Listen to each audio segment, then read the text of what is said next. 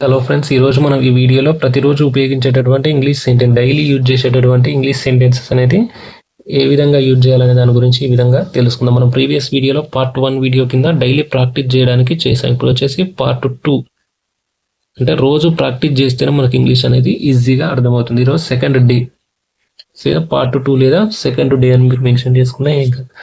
So దాంట్లో విధంగా మనం ఒక వర్డ్ ఫస్ట్ చూడండి. I like watching TV. I like watching TV.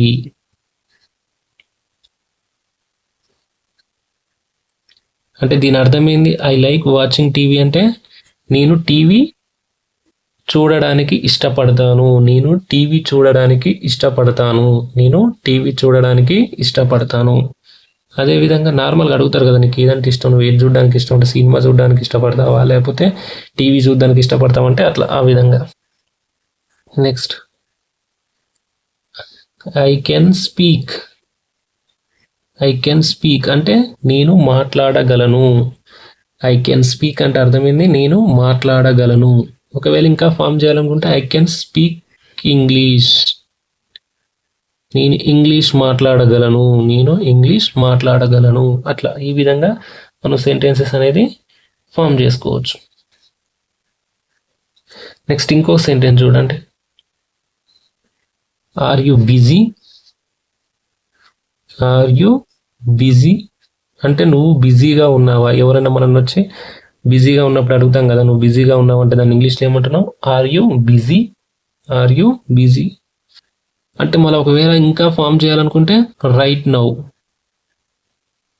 Right now ఇంకా సెంటెన్స్ ఎక్స్ట్రా ఫామ్ చేయాలంటే are you busy right now అంటే నువ్వు ఇప్పుడు బిజీగా ఉన్నావా చెప్పు, నాకు అర్జెంట్ పని ఉంది, నాకు అవసరం ఉంది, నీతోటి రావాలి నువ్వు ఇక్కడికి అంటాం కదా. Are you busy right now, ఇప్పుడు నువ్వు బిజీగా ఉన్నావా? ఓకే బిజీగా ఉంటే అవసరం లేదు, లేదంటే ఫ్రీ టైంలో నేను కాల్ చేస్తా, లేదా నా వర్క్ ఉంది అప్పుడు యూజ్ చేద్దామంటాను చూసాం, అలాంటి టైంలో దీన్ని యూజ్ చేసుకోవాలి అట్లా. నెక్స్ట్, యూ షుడ్ కమ్ అంటే యూ షుడ్ కమ్ అంటే నువ్వు రావాలి, అంటే నువ్వు ఖచ్చితంగా రావాలంటాను చూసావు అలాంటి సిచ్యువేషన్లో. యూ షుడ్ కమ్ నువ్వు రావాలి. కమ్, యూ షుడ్ కమ్ అంటే నువ్వు రావాలి. అదే విధంగా ఇంకో సెంటెన్స్ చూడండి ఏ విధంగా ఫామ్ అవుతుంది అనేది. What do you teach. What do you teach అంటే నువ్వు ఏమి బోధిస్తావు, నువ్వు ఏమి చెప్తావు, పిల్లలకు నువ్వు ఏం చెప్తావు, తెలుగు ఇంగ్లీషా మ్యాథ్స్ ఏం బోధిస్తావు నువ్వు. వాట్ డు యూ టీచ్ అంటే నువ్వు ఏమి చెప్తావు అని అర్థం, నువ్వు ఏమి బోధిస్తావు అని అర్థం. వాట్ డు యూ టీచ్ అంటే నువ్వు ఏమి బోధిస్తావు, పిల్లలకు ఏమి చెప్తావు అట్లా. Next, I cannot help.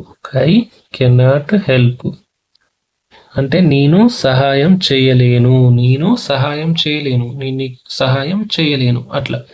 I cannot help అంటే నేను నీకు సహాయం చేయలేను.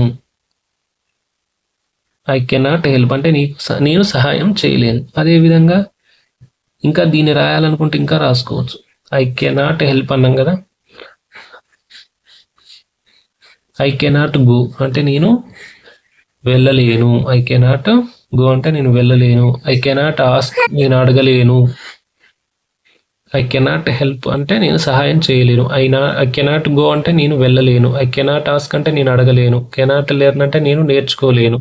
సో ఇట్లా ఈ విధంగా సెంటెన్సెస్ అనేది ఫామ్ చేసుకోవచ్చు. సో ఇలాంటి ఇన్ఫర్మేషన్ వీడియోస్ కోసం మన ఛానల్ని లైక్ చేయండి, షేర్ చేయండి, కామెంట్ చేయండి. Thank you.